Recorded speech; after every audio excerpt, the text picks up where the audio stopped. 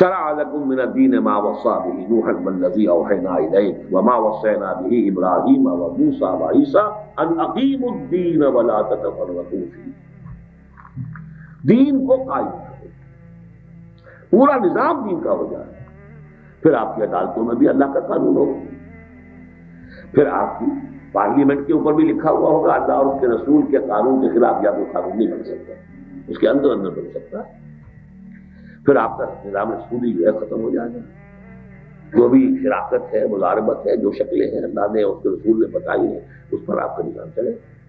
اب آپ کی اطاعت خالص اللہ کے لیے ہو جائے گی. تو اس کے لیے اقامت الدین، ان اقیم الدین، دین کو قائم کرو.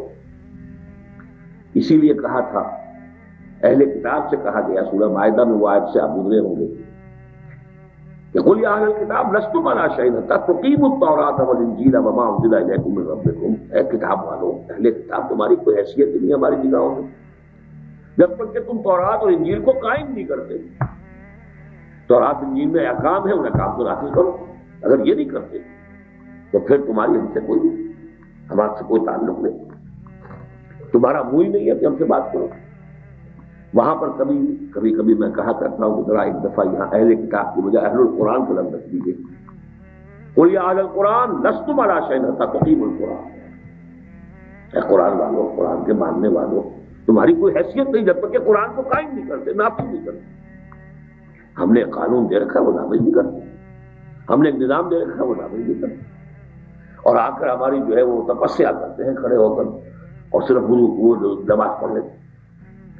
تو یہ اقامت دین، اسی کو کہیں گے ہم، جیسا کہ حضور کے لیے فرمایا گیا کہ ہم نے بھیجا اس لیے ہے دین کو غالب کرنے کے لیے. هو الذی ارسل رسولہ بالہدی ودین الحق لیظہرہ علی الدین کلہ.